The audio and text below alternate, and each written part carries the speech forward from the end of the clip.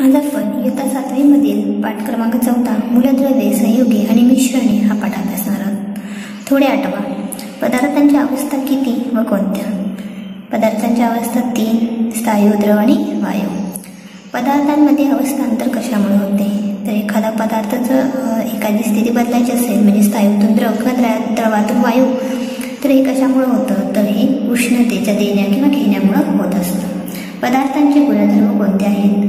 पदार्थांचे जे गुणधर्म आपण अभ्यासले 6वीला, ते म्हणजे तन्यता, वर्धनीयता, त्यानंतर त्याचा जो आवाज आहे तो, अशा प्रकारचे त्याचे गुणधर्म आहेत. पारदर्शकता, हे त्याचे गुणधर्म. सर्व पदार्थांचे गुणधर्म सारखे असतात का?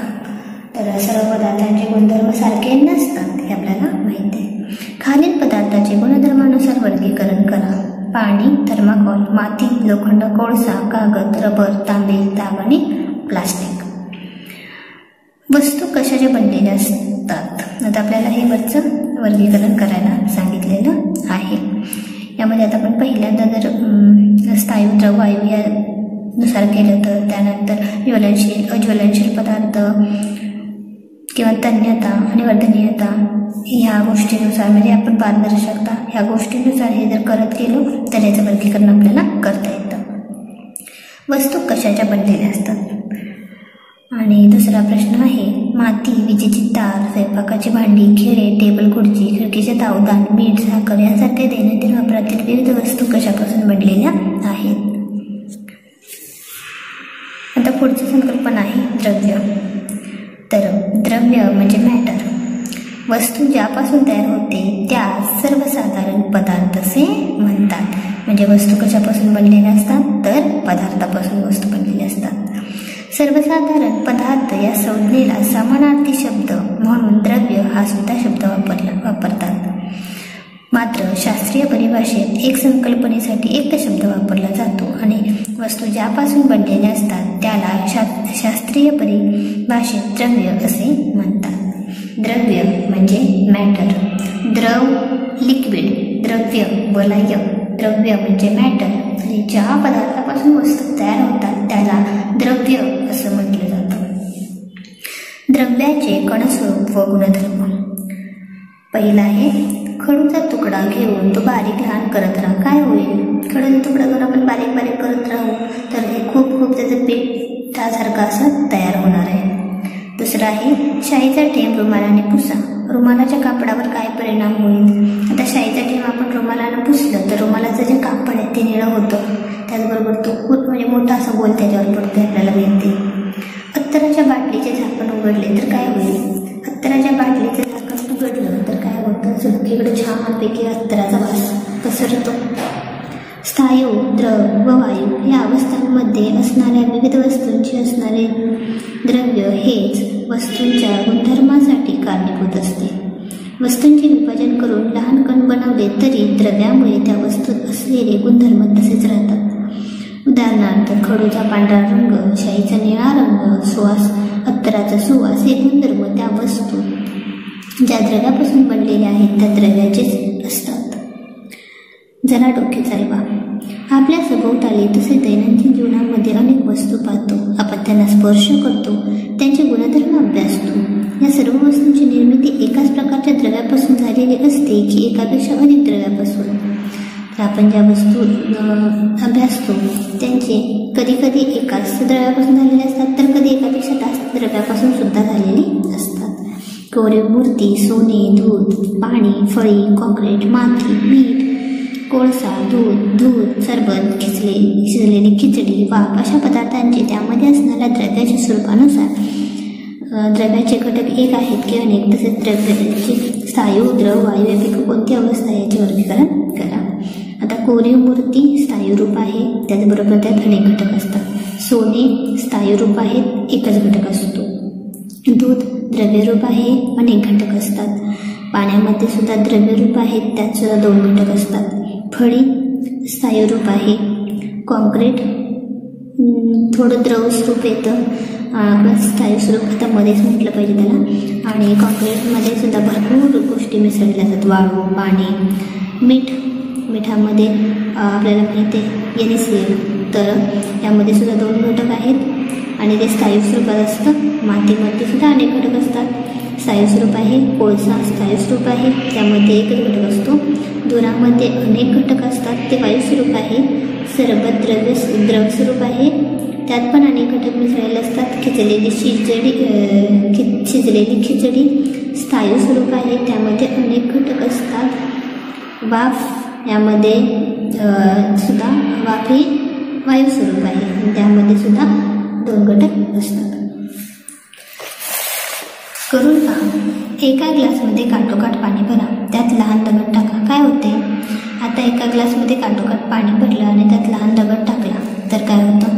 ते पाणी जे काठोकाठ भरलेलं असतं ना, त्यामुळे थोडंसं पाणी खाली जातं. एक तराजू घ्या, त्याच्या एका पाड्यात लहान दगड व दुसऱ्या पाड्यात मोठा दगड ठेवा. कोणते पाडे खाली जाईल? तर ज्या पाड्यामध्ये मोठा खडा ठेवला आहे ते पाडे खाली जाईल. आणि का? त्याचं कारण आहे त्याचं वजन जास्त असणार आहे. त्यामुळे वरील कृतीवरून द्रव्याचे कोणते गुणधर्म तुम्हाला सांगता येतील? तर यावरून आपण हे सांगणार की वस्तूंना वस्तुमान असते, ते तराजूसारख्या साधनाने मोजता येतात. तसेच वस्तू जागा व्यापतात. हे दोन्ही गुणधर्म वस्तू ज्यापासून बनलेल्या आहेत त्या द्रव्याच्या वस्तूला प्राप्त होतात. म्हणजेच वस्तुमान व आकारमान हे द्रव्याचे 2 महत्त्वाचे गुणधर्म आहेत. द्रव्याचे 2 कोणते गुणधर्म आहेत महत्त्वाचे? तर वस्तुमान आणि आकारमान. निसर्गात आढळणारी काही द्रव्ये शुद्ध स्वरूपात असतात, म्हणजे त्यांच्यामध्ये एकच घटक असतो. एकच घटक असणाऱ्या द्रव्याला वैज्ञानिक परिभाषेत पदार्थ म्हणजे सबस्टन्स असे म्हटले जाते. उदाहरणार्थ सोने, हिरा, पाणी, चुनखडे. तर काही द्रव्ये 2 किंवा अधिक पदार्थांची बनलेली असतात, त्यांना मिश्रण असे म्हटले जाते. आता वैज्ञानिक परिभाषेमध्ये एक पदार्थ जो असतो त्याला आपण सबस्टन्स पदार्थ असं म्हणतो. त्यामध्ये एकच घटक असतो. उदाहरणार्थ सोने, हिरा, पाणी, चुनखडे. तर काही द्रव्ये असतात जे 2 किंवा अधिक पदार्थापासून बनलेले असतात, त्याला आपण मिश्रण असं म्हणतो. पाणी, सरबत, लोखंड, पोलाद, कोळसा, हवा, मीठ, तांबे, पितळ, माती यामध्ये मिश्रण होते. आता यामध्ये सरबत, त्यानंतर हवा, माती ही झाली मिश्रण. मूलद्रव्य. भांड्यात पाणी घेऊन झाकण ठेवा. आग उकळी येईपर्यंत भांडे तापवा. झाकणाच्या आतील बाजूस बघा काय दिसते. आता आपण पाणी ठेवलं आणि त्याला उकळी येईपर्यंत तापवलं, त्याच्यावर एक ताट झाकलं आणि ते काढून बघितलं तर आपल्याला काय दिसतं? तर वर हवा असते आणि त्या हवा तिथं हवा साठलेली असते, तर आपण काढून बघितलं की त्याचं पाण्याचं थेंब झालेलं असतात. फवारणीच्या पंपात पाणी भरून फवारवा आणि त्याचे निरीक्षण करा. भांड्याच्या आतील बाजूस जमलेले पाण्याचे थेंब उकळणाऱ्या पाण्याच्या वाफेचे संगणनाने तयार झाले. वाफेच्या स्वरूपातील पाणी हे अतिसूक्ष्म कणांचे बनलेले असल्याने ते आपल्याला दिसत सुद्धा नाही. तसेच फवारा हा पाण्याच्या सूक्ष्म कणांचा बनलेला दिसेल. अशाच प्रकारे सर्वच पदार्थ हे अतिसूक्ष्म कणांचे बनलेले असतात. पदार्थांचे लहान कण म्हणजे रेणू. ज्या पदार्थांच्या रेणूमध्ये एकच प्रकारचे अणू असतात त्या पदार्थांना मूलद्रव्ये असे म्हणतात. आता ज्या पदार्थांच्या रेणूमध्ये एकच प्रकारचे अणू असतात त्या पदार्थांना मूलद्रव्ये असे म्हणतात. मूलद्रव्यांचे विघटन करून वेगळा पदार्थ मिळत नाही. मूलद्रव्यांचे लहानात लहान कण हे एकच प्रकारच्या अणूंचे बनलेले असतात. अणू हे डोळ्यांनी दिसत नाहीत, परंतु कोट्यावधी अणू एकत्र आले की त्यांचे आकारमान डोळ्यांना दिसण्या इतपत मोठे होते. प्रत्येक मूलद्रव्यातील अणूंचे वस्तुमान व आकारमान वेगवेगळे असते. मूलद्रव्यांचे विघटन केल्यानंतर वेगळा पदार्थ मिळत नाही.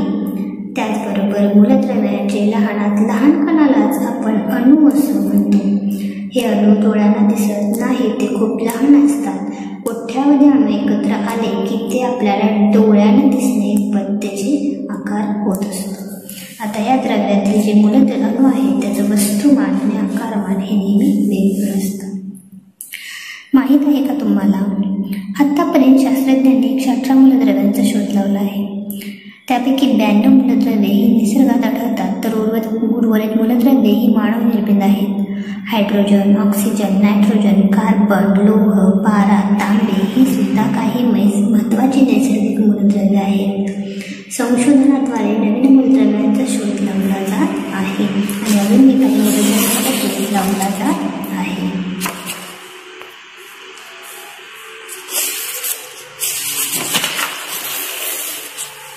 असे होऊन गेले. डेमिक्रिटस मूलद्रव्याच्या लहान कणांना अणू असे नाव दिले. डेमोक्रिटस हा जो शास्त्रज्ञ होता त्याने काय केलं तर मूलद्रव्याच्या लहानात लहान कणांना अणू असे नाव दिलं. कारण ग्रीक भाषेत ॲटमॉस म्हणजे अविभाज्य होय. ॲटमॉस म्हणजे अविभाज्य म्हणजे त्याचं पुढं विभाजन होऊ शकत नाही, त्याचे पुढे दोन तुकडे होऊ शकत नाहीत. यांना ॲटमॉस म्हणत होते. तर त्यावरून हे ॲटम हे नाव पडलं. कारण ॲटम म्हणजे अणू की ज्याचं पुन्हा तुम्ही तुकडे करू शकणार नाही असा शेवटचा तुकडा म्हणजे ॲटम.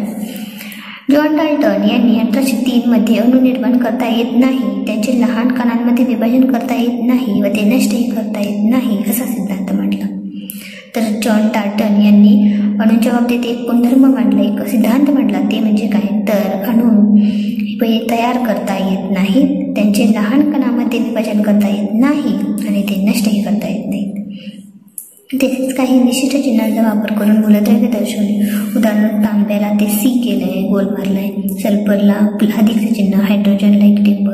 तर अशा पद्धतीनं मूलद्रव्यांची काही सिम्बॉल्स, काही चिन्ह तयार केले.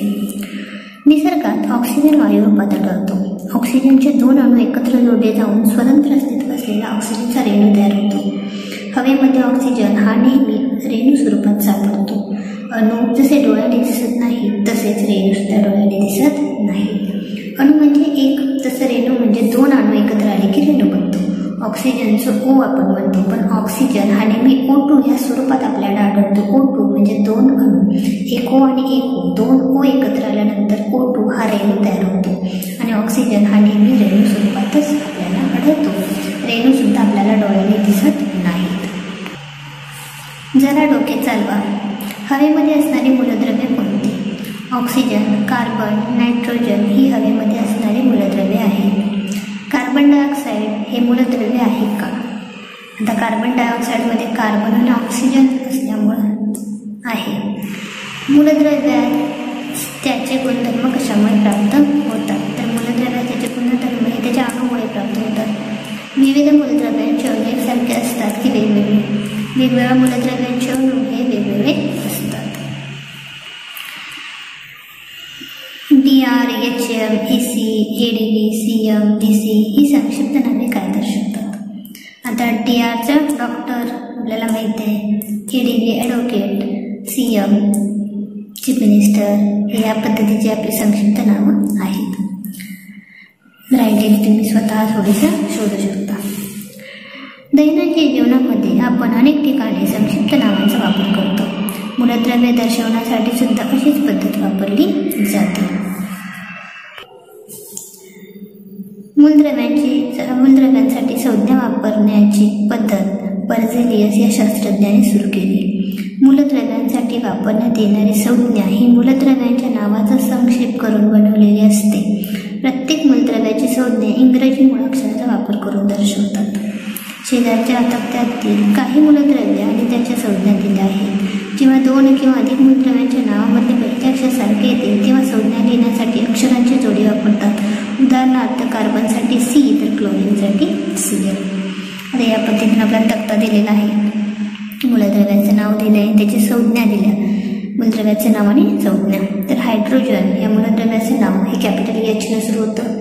हेलियमला आता कॅपिटल H हायड्रोजनचं आहे, म्हणजे हेलियमचं काय आलं कॅपिटल H आणि त्यानंतर स्मॉल e. मूलद्रव्याची संज्ञा लिहिताना त्याचं पहिलं अक्षर आहे नेहमी कॅपिटल आणि दुसरं अक्षर हे नेहमी स्मॉलच असतं. H. हेलियमचं Li, बेरिलियमचं Be, बोरॉनचं कॅपिटल B, कार्बनचं C, नायट्रोजनचं N, ऑक्सिजनचं O, फ्लोरीनचं F, निऑनचं Ne, सोडियमचं Na, मॅग्नेशियमचं Mg, ॲल्युमिनियमचं Al, सिलिकॉनचं Si, फॉस्फरसचं P, सल्फरचं S, क्लोरीनचं Cl, अर्गॉनचं Ar, पोटॅशियमचं के आणि कॅल्शियमचं सी. इंटरनेट किंवा संदर्भ पुस्तकातील मूलद्रव्यांविषयी माहिती मिळव व नमुन्याप्रमाणे तक्ता तयार कर. आता त्या मूलद्रव्याचे नाव, त्याची संज्ञा, मूलद्रव्याचा शोध कसा लागला, त्याची अवस्था कोणत्या म्हणजे ते सायू, वायू किंवा द्रवरूपात कुठं येते आणि वैशिष्ट्यपूर्ण माहिती किंवा उपयोग. तर त्या मूलद्रव्याचा काय उपयोग करतात ते आपल्याला लिहायचं आहे. सांगा बाबू, दैनंदिन जीवनामध्ये आपण कोणकोणते धातू वापरतो? आता दैनंदिन जीवनामध्ये आपण लोखंड, तांबे या पद्धतीचे धातू वापरतो. धातू ही मूलद्रव्ये आहेत का? आता याचं उत्तर आपल्याला पुढं मिळते. सर्वसाधारण मूलद्रव्यांचे वर्गीकरण हे धातू आणि अधातू या गटात करतात. म्हणजे धातू हे मूलद्रव्य आहे का? तर आहे. मागील इयत्तेमध्ये धातूंची वर्तनीयता, तन्यता, विद्युतवाहकता, उष्णता वाहकता, घनता, चकाकी, नादमयता असे गुणधर्म आपण अभ्यासले. हे गुणधर्म ज्या मूलद्रव्यांमध्ये दिसून येत नाही त्या मूलद्रव्यांना अधातू असे म्हणतात. उदाहरणार्थ फॉस्फरस, सल्फर, क्लोरीन जी मूलद्रव्ये काही प्रमाणात धातू तसेच अधातूंचे गुणधर्म दर्शवतात त्यांना धातू सदृश्य म्हणजेच मेटॅलॉइड्स म्हणतात. हा मूलद्रव्याचा तिसरा गट आहे. याचे उदाहरणं आहेत आर्सेनिक, सिलिकॉन आणि सेलियम. तर आपण धातू आणि अधातू हे बघितलं आहे. तर धातूंमध्ये काही गुणधर्म असतात हे बघितलं. ते गुणधर्म अधातूंमध्ये नसतात, पण काही जे मूलद्रव्य आहेत ते धातू आणि अधातू या दोन्हीचे गुणधर्म मिश्रित गुणधर्म दाखवतात. तर त्यांना धातू सदृश्य असं म्हटलं जातं आणि त्यांची नावं ती म्हणजे आर्सेनिक, सिलिकॉन आणि सेलेनियम. माहीत आहे का तुम्हाला, आपल्या घरात असणाऱ्या विद्युत दिव्यांमध्ये जी तार दिसते ती टंगस्टन या मूलद्रव्याची असते. वोल्फ्राम या शास्त्रज्ञाच्या नावावरून त्याला डब्ल्यू ही संज्ञा दिली आहे. तसेच चांदी Ag, सोने Au यांच्या संज्ञा अर्जेंटम, अरम या लॅटिन नावावरून दिलेल्या आहेत. मूलद्रव्ये ही स्थायू, द्रव किंवा वायू अवस्थेत आढळतात. काही धातू शुद्ध स्वरूपात वापरताना अडचण येतात. उदाहरणार्थ शुद्ध लोखंड हवेत गंजते, शुद्ध सोने अतिशय मऊ असते, ते लगेच वागते. अशा धातूंमध्ये एक किंवा अधिक मूलद्रव्ये मिसळून मूळ धातूंचे गुणधर्म बदलता येतात. धातूंच्या या मिश्रणास संमिश्र म्हणजेच अलॉय असे म्हणतात. पितळ, पोलाद, 22 कॅरेट सोने ही काही संमिश्रे आहेत आणि ही जी संमिश्र तयार करतो हे आपण आपल्या उपयोगासाठी करत असतो. माहिती मिळवा, कोणती मूलद्रव्ये धातू, अधातू व धातू सदृश्य आहे. अरे ही माहिती आपण मिळवायची. आता पुढचं आहे संयोग. एक परीक्षा नळी घ्या. परीक्षा नळीला उष्णता द्या. काय होते त्याचे निरीक्षण करा आणि काय शिल्लक राहिले. आता आपण एक साखर घेतली आणि त्या परीक्षा नळीला उष्णता दिली तर आपल्याला खाली काळा असा कोळसा दिसतो. मॅग्नेशियमची पीठ चिमट्याने पेटवा. ज्योतिबा धरून निरीक्षण करा. वरील दोन्ही क्रिया करताना काय बदल झाले. तर पहिल्या उदाहरणात साखर वितळते आणि नंतर पाण्याची वाफ बाहेर पडून काळ्या रंगाचा शिल्लक पदार्थ राहतो. हा काळ्या रंगाचा पदार्थच म्हणजे कार्बन. म्हणजे साखर हा पदार्थ किती मूलद्रव्यापासून बनलेला आहे. तर कार्बन डायऑक्साईड या नावावरून हा पदार्थ किती व कोणत्या मूलद्रव्यापासून बनल्याचे लक्षात येते. 2 किंवा अधिक. आता कार्बन डायऑक्साईड, कार्बन आणि ऑक्साईड म्हणजे 2 झाले कार्बन आणि ऑक्साईड. साखर हा सुद्धा काळा कार्बन शिल्लक राहते म्हणजे कार्बन आणि पाणी जातं म्हणजे हायड्रोजन आणि ऑक्सिजन. तर 2 किंवा अधिक मूलद्रव्यांच्या रासायनिक संयोगातून तयार होणारा पदार्थ म्हणजे संयोग. तर 2 किंवा अधिक मूलद्रव्यांचे रासायनिक संयोग ज्यामध्ये अभिक्रिया झाली तर त्यापासून तयार होणारा जो पदार्थ आहे तो म्हणजे संयोग होय. पाणी, ऑक्सिजन, कार्बन डायऑक्साईड यापैकी मूलद्रव्ये व संयुगे कोणती आहेत. पाणी म्हणजे आपण त्याला H2O म्हणतो तर हे झालं संयुग. ऑक्सिजन फक्त O म्हणजे हे झालं मूलद्रव्य आणि कार्बन डायऑक्साईड CO2 म्हणजे हे झालं संयुग. संयुगाच्या लहानात लहान कणांना काय म्हणतात. तर संयुगातले लहानात लहान कण काय असणार आहेत. पहिल्यांदा संयोग हे कशापासून बनलेले असतात तर मूलद्रव्यांपासून बनलेले असतात. हे नेहमी लक्षात ठेवा. रेणूंमधील अणू हे वेगवेगळ्या प्रकारचे असतील तरच तयार होणारा पदार्थ म्हणजे संयोग होय. आता जर ते रेणू बनत असतील तर त्यांचे अणू हे वेगवेगळे असले पाहिजे तरच तो पदार्थ संयोग होय. पाणी हे संयोग आहे. हायड्रोजनचे 2 अणू व ऑक्सिजनचा 1 अणू मिळून पाण्याचा 1 रेणू तयार होत असतो. म्हणजे 2 वेगवेगळे अणू तयार केले तरच त्याला संयोग असं आपण म्हणतो. त्याच्यामध्ये 2 O आहेत H2O मध्ये हायड्रोजन आणि ऑक्सिजन असल्यामुळे आपण त्याला संयोग असं म्हणतो. सांगा पाहू ज्वलनास मदत करणारे मूलद्रव्य कोणते? तर ज्वलनास मदत करणारे मूलद्रव्य आपल्याला माहिती आहे ऑक्सिजन. पाणी ज्वलनास मदत करते का? मग पाणी ज्वलनास मदत करतं का? नाही. हायड्रोजन हा ज्वलनशील आहे, तो स्वतः जळतो. ऑक्सिजन ज्वलनास मदत करतो, परंतु या दोन मूलद्रव्याच्या संयोगाने बनणारे पाणी हे संयोग आज आग विझवण्यासाठी उपयोगी पडते. म्हणजे संयोगाचे गुणधर्म हे त्यातील घटक मूलद्रव्यांच्या गुणधर्मांपेक्षा वेगळे असतात. आता हायड्रोजन आणि ऑक्सिजनपासून पाणी तयार होते आपल्याला कळालं.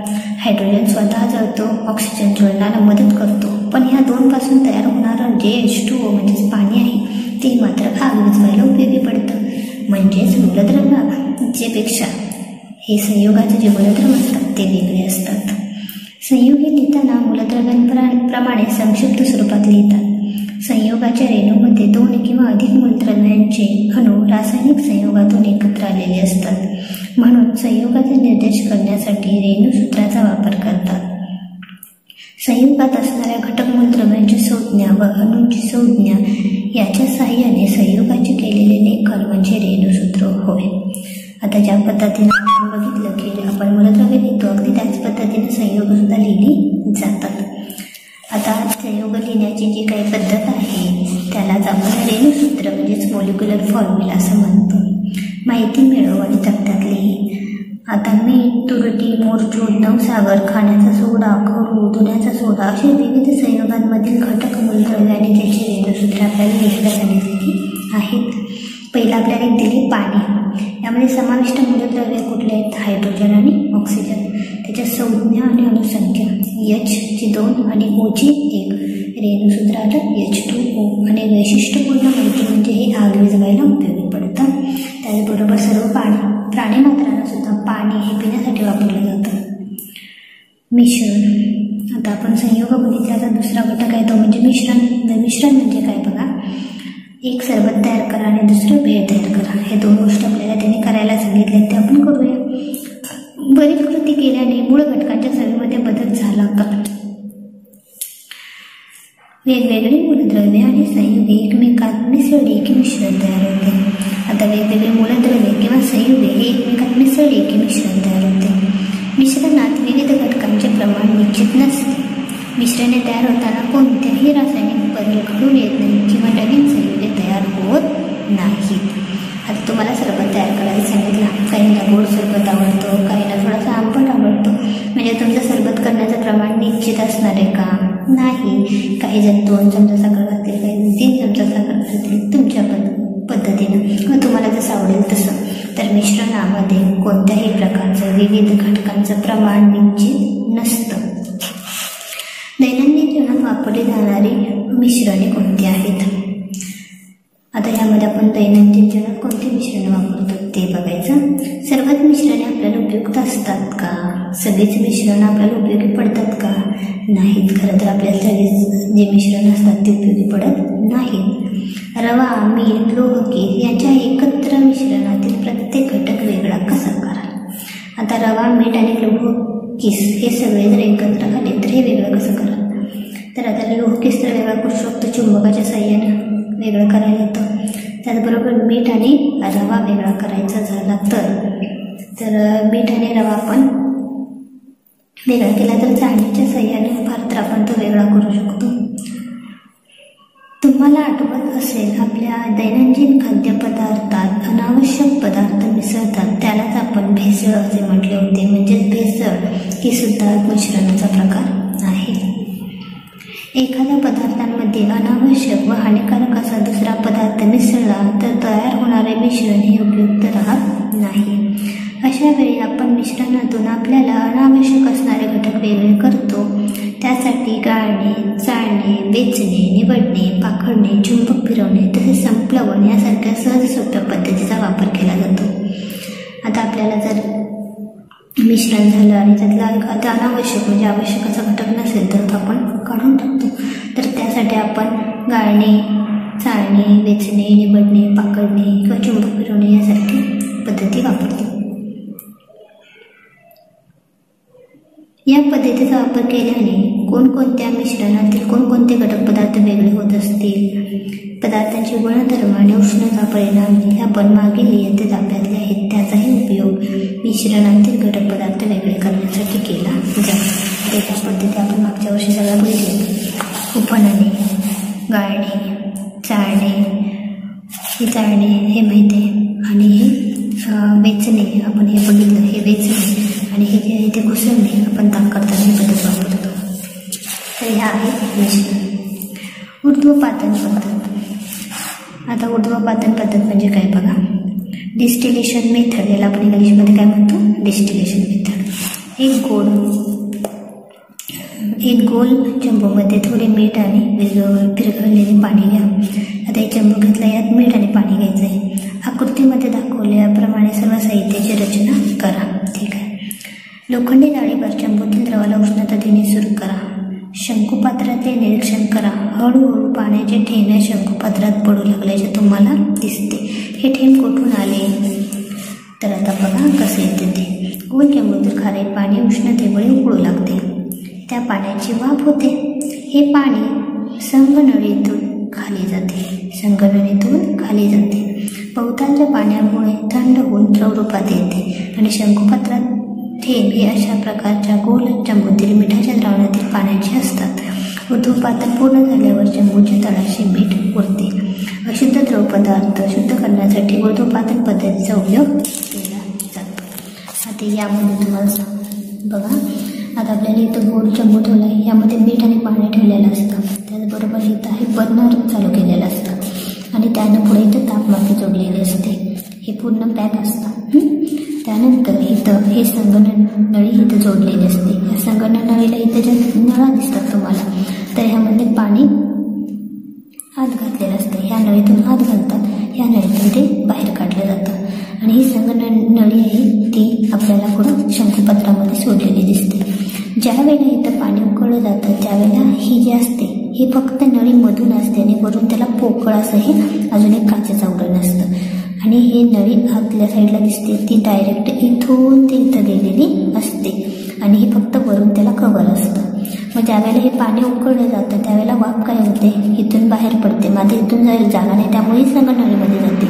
त्या नळीमध्ये वाफ जात असते त्यावेळेला ह्यातून जे पाणी आलेलं असतं त्यामुळे इथं काय होतं, तर त्या नळीला गारवा थंडावा मिळतो. आणि आपल्याला माहिती आहे की वाफेला थंड हवा लागली की त्याचं काय होतं, पाण्यात रूपांतर होतं. म्हणजे ह्या वाफेचं या संगणनी नळीतून खाली येत असताना या वाफेचं ह्या पाण्यामध्ये रूपांतर होतं आणि हे पाणी जे आहे ते या शंकुपात्रामध्ये जमा झालेले दिसते. तर अशुद्ध द्रवपदार्थ शुद्ध करण्यासाठी ही ऊर्ध्वपातन पद्धतीचा वापर केला जातो. पद्धतीला आपण ऊर्ध्वपातन पद्धत म्हणजे डिस्टिलेशन मेथड असं म्हणतो.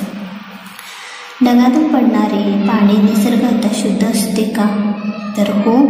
कारण काय झालेलं असतं, तर फक्त वाफ केलेली असते, त्या वाफेला थंड हवा लागते आणि ते पाणी खाली पडते. ऊर्ध्वपातन पद्धतीत द्रवाचे कोणकोणते गुणधर्म दिसून येतात. ऊर्ध्वपातन पद्धतीत द्रवाचे कोणकोणते गुणधर्म असतात, तर त्याचं काय होतं, वाफेत रूपांतर होतं. थंड हवा लागले की त्याचं पाण्यामध्ये पुन्हा रूपांतर होतं. ऊर्ध्वपातनाने शुद्ध केलेल्या पाण्याचा उपयोग कुठे करतात, तर आपल्याला माहिती आहे डिस्टिल्ड वॉटर जे असतं ते डिस्टिल्ड वॉटर आपण बॅटरीमध्ये वापरतो, तर त्या पद्धतीने काही वापरलेलं असतं. विलगीकरण पद्धत, सेपरेशन मेथड. आता ही विलगीकरण पद्धत आहे. एकमेकात न विरघळणाऱ्या दोन द्रवाचे मिश्रण स्थिर ठेवले असतात, त्यांचे दोन स्तर स्पष्ट दिसतात. मिश्रणातील जो द्रव तुलनेने जड असेल तो खाली राहतो, तर हलका द्रव त्याच्यावर तरंगतो. या गुणधर्माचा उपयोग करून मिश्रणातील दोन द्रव वेगळे करता येतात. कृती आता करून बघायची. रॉकेल आणि पाणी यांचे मिश्रण तोटीबंद असलेल्या विलगीकारी नरसाळात भरा. आता हे विलगीकारी नरसाळ असतं, त्यामध्ये इथं वरच्या साईडला ओपन असतं आणि इथून ही तोटी बसवलेली असते, नळासारखा भाग असतो, तो चालू बंद करता येतो. आता यामध्ये आपल्याला काय सांगितले, रॉकेल आणि पाणी भरा आणि ते काय करायचं, थोडा वेळ स्थिर ठेवायचं. स्थिर ठेवल्यावर काय होणार आहे, रॉकेल हलका असतं आणि पाणी जड असतं, त्यामुळे पाणी खालच्या साईडला येतं आणि रॉकेल वरच्या साईडला जातं आणि त्याचे दोन भाग आपल्याला स्पष्ट असे दिसतात. पाणी खाली राहील आणि नरसाळाचे मिश्रण काही वेळ स्थिर ठेवा. पाणी खाली राहील आणि रॉकेल त्याच्यावर तरंगेल. आता नरसाळी स्थिर ठेवून वरील झाकण काढा. नरसाळ्याची तोटी उघडून तळाचे पाणी चंचुपात्रात जमा करा. सर्व पाणी चंचुपात्रात जमा झाल्यानंतर नरसाळ्याची तोटी बंद करा. असे केल्याने रॉकेल पाणी वेगळे होते. आता आपल्याला हे काय सांगितलं तर रॉकेल पाणी घ्या आणि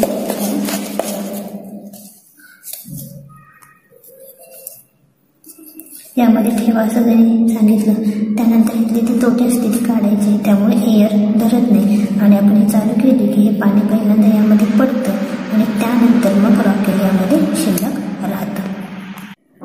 पुढची पद्धत आहे ती म्हणजे अपकेंद्री पद्धत. त्याला म्हणतात सेंट्रिफ्युगेशन. गरम पाणी, शाई, ताक, रक्त ही द्रव्य आणि विद्राव्य स्थायूंची मिश्रणे आहेत. गढूळ पाणी काही वेळ स्थिर ठेवले तर त्यातील मातीचे कण हळूहळू तळाशी जातील. दूध, शाई ही मिश्रणे मात्र स्थिर ठेवली तरीही त्यातील अविद्राव्य कण तळाशी बसत नाहीत, कारण या मिश्रणातील स्नायूंचे कण सूक्ष्म व हलके असल्याने द्रवात सगळीकडे एकसारखे पसरलेले असतात. गाळणे किंवा निवळणे या पद्धतीने देखील हे कण द्रवापासून अलग करता येत नाहीत. मिश्रणातील असे स्थायू कण द्रवातून कसे वेगळे कराल? प्रयोगशाळेत द्रव आणि स्नायूच्या मिश्रणातून स्नायू वेगळे करण्यासाठी अपकेंद्री यंत्राचा उपयोग होतो. याला सेंट्रिफ्यूज म्हणतात. या यंत्रात पंख्याप्रमाणे फिरणारी एक तबकडी असते. या तबकडीच्या कडेशी परीक्षणाला जोडण्याची सोय केलेली असते. तबकडीला जोडलेल्या नळा वेगाने फिरत असताना द्रव्यातील कणांवर तबकडीच्या केंद्रापासून दूर ढकलणारे बल तयार होते. त्यामुळे मिश्रणातील स्थायू कण तळाशी जमा होऊन द्रवापासून वेगळे होतात. ही साधी अपकेंद्री पद्धत तुम्ही डेअरीमध्ये ही आपण मशीन बघू शकतो. यामुळे काय होतं तर ह्यामध्ये घातले आणि आपण हँडल फिरवला तर हे गोल गोल गोल पात्याप्रमाणे फिरत राहतं आणि त्यामुळे जो स्थायू कण असतो तो खाली ढकलला जातो आणि त्यामुळं स्थायू आणि द्रव पदार्थ या ठिकाणी वेगळे होतात. रंजकद्रव्य पृथक्करण पद्धत म्हणजेच क्रोमॅटोग्राफी. एकाच द्रावणात 2 किंवा अधिक पदार्थ अल्प प्रमाणात विरघळलेले असतील तर रंजकद्रव्य पृथक्करण पद्धतीचा उपयोग करून हे पदार्थ एकमेकांपासून वेगळे केले जातात. या पद्धतीचा उपयोग औषध निर्माण शास्त्रामध्ये, कारखान्यांमध्ये, वैज्ञानिक प्रयोगशाळांमध्ये नवीन घटक शोधण्यासाठी, मिश्रणातील घटक ओळखण्यासाठी व वेगळे करण्यासाठी वापरतात. आता यामध्ये दाखवल्याप्रमाणे आपण करायचं. एका चंचुपात्रात थोडे पाणी घ्या. गाळण कागदाचा लांबट तुकडा घेऊन त्याच्या एका कडेपासून सुमारे 2 सेंटीमीटर अंतरावर निळा शाईचा ठिपका द्या व हा कागद पाण्यात उभा करा. चंचुपात्रावर झाकण ठेवा. काही वेळानंतर शाईचा ठिपका गाळण कागदावरील एका ठराविक उंचीवरती चढलेला दिसतो. काही प्रकारच्या शाईंमध्ये वेगवेगळ्या रंगछटांचे 2 किंवा अधिक घटक पदार्थ असतात. अशा वेळेस ते पदार्थ त्यांच्या रंगछटांमधील वेगळेपणामुळे वेगवेगळ्या उंचीवर चढून एकमेकांपासून वेगळे ओळखू येतात.